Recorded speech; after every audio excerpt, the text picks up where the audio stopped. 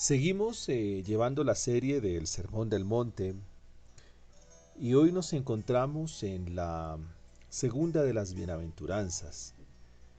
Bienaventurados los que lloran, porque ellos recibirán consolación. Dijimos en nuestra anterior exposición que la bienaventuranza que se encarga de mostrar la pobreza en espíritu es todo lo contrario a la arrogancia, la soberbia, la petulancia y la altivez de espíritu.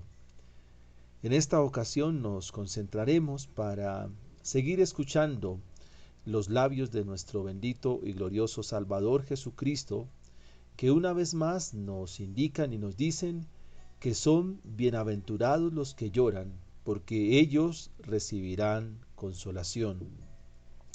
Una cosa que el mundo procura evitar es llorar. Algunos dicen, olvídate de tus problemas. Otros dicen, da la espalda a tus preocupaciones. Quizás con la manía del placer, el mundo rechaza todo pensamiento de tristeza. Por eso rechaza al cristiano que le parece un aguafiestas. El mundo rechaza al cristiano que lo ve como retrógrada. Y por esto el Evangelio dice, felices los que lloran. Esta palabra bienaventurado es la palabra griega macario, que nos habla de un gozo que es mucho más allá de una alegría, de una felicidad. Sin embargo, para una comprensión un poco mejor, pudiéramos preguntarnos cómo se puede ser feliz en el momento de llorar. El Evangelio de Lucas también nos dice, ay de vosotros, de los que ahora ríen, porque lamentaréis y lloraréis. Esto lo encuentran allí en Lucas capítulo 6, versículo 25. El mundo una vez vuelve y pregona diciendo, enhorabuena, chévere los que son alegres. Pero Jesús nos dice, bienaventurados los que lloran. La iglesia de nuestro tiempo demuestra su enfermedad espiritual reflejando al mundo esto. Hay que ser alegres, hay que demostrar su fe con una sonrisa. Es divertido ser cristiano. Como en otro siglo hubo una falsa lamentación, con cristianos llorando, eh, profesando piedad, pero no era más que un falso gozo, una alegría artificial que huye de todo lo que es serio. Quisiera que miráramos un poco más de fondo esta bienaventuranza, la cual nos dice, bienaventurados los que lloran, porque ellos recibirán consolación. ¿Qué es lo que está diciendo el Señor Jesucristo realmente? ¿Hacia dónde nos quiere llevar? ¿Hacia dónde nos quiere dirigir? Esto fue dicho por el Salvador, quien nos da el mejor ejemplo de llorar. No hay mención en ninguna parte de la Biblia de que Jesús haya reído. Por cierto, nunca lo hizo. Vemos que se gozó. Lo vemos enfadado, lo vemos sufriendo con hambre y sed, lo vemos cansado, lo vemos triste, lo vemos llorando frente al sepulcro de Lázaro, lo vemos llorando por Jerusalén.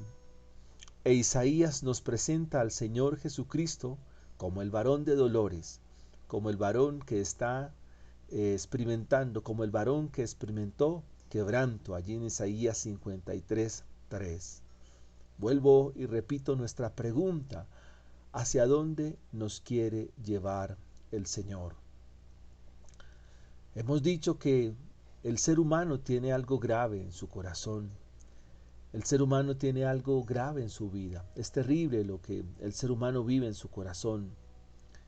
Y cuando la palabra del Señor nos dice bienaventurados los que lloran, porque ellos recibirán consolación, no se refiere al llanto por una pérdida, al llanto por una tristeza, al llanto por un sufrimiento, por una enfermedad, por la pérdida de un bien material, no se refiere a ello. Sin embargo, eso trae lágrimas.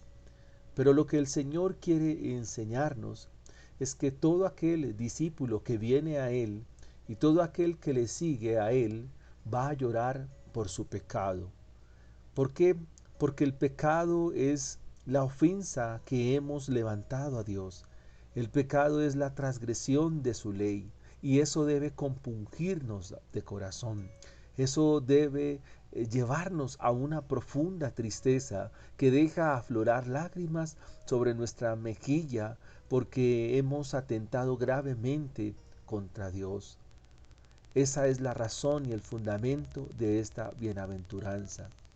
Cuando la Biblia nos dice bienaventurados los que lloran, significa que encontramos dicha y gozo cuando sabemos que hemos ofendido a Dios, cuando sabemos que hemos desobedecido a Dios, porque es ahí mismo cuando viene la consolación del Salvador, la consolación de nuestro Señor Jesucristo.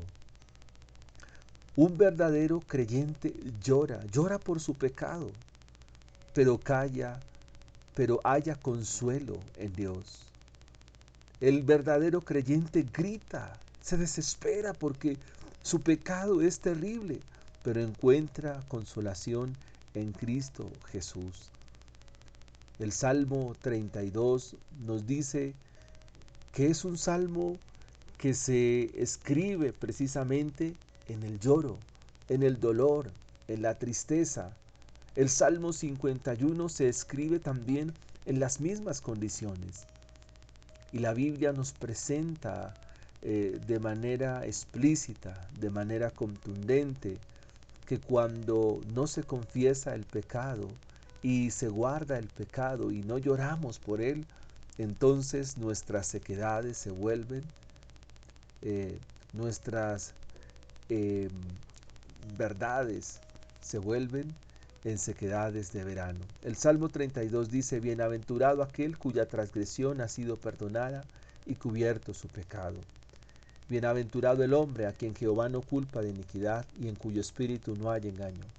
Mientras callé se envejecieron mis huesos en mi gemir todo el día, porque de día y de noche se agravó sobre mí tu mano. Se volvió mi verdor en sequedades de verano. Mi pecado te declaré y no encubrí mi iniquidad. Y dije, confesaré mis transgresiones a Jehová, y tú perdonarás la maldad de mi pecado. De la misma manera el Salmo 51 nos dice, ten piedad de mí, oh Dios, conforme a tu misericordia. Conforme a la multitud de tus piedades, borra mis rebeliones. Lávame más y más de mi maldad y límpiame de mi pecado. Porque yo reconozco mis rebeliones y mi pecado está siempre delante de mí. Contra ti solo he pecado y he hecho lo malo delante de tus ojos, para que seas reconocido y justo en tu palabra y tenido por puro en tu juicio. He aquí en maldad he sido formado y en pecado me concibió mi madre. El salmista más adelante nos dice que en medio de este lloro por el pecado, en medio de llorar por la condición pecaminosa de nuestro corazón, el salmista dice, crea en mí, oh Dios, un corazón limpio y renueva un espíritu recto dentro de mí. No me eches de delante de ti y no quites de mí tu santo espíritu. Vuélveme el gozo de tu salvación y espíritu noble me sustente. El salmista sigue diciendo, entonces enseñaré a los transgresores tus caminos y a los pecadores se convertirán a ti. Es decir, que todo aquel que conoce su pecado llora por él, pero tiene la dicha y tiene el gozo de recibir la consolación de Cristo Jesús, la consolación del Salvador. Qué esperanza tan grande nos da el Evangelio, al saber que si vemos el pecado y vemos su presencia en nosotros, entonces de esta manera podemos acudir al Salvador quien nos libra. La consolación viene cuando el Salvador nos libró en la cruz del Calvario, para que no haya un lloro eterno. Así que, queridos amigos y hermanos, hay que venir a Cristo Jesús, al Salvador.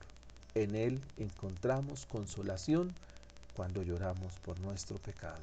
Un Dios le bendiga y le acompañe siempre.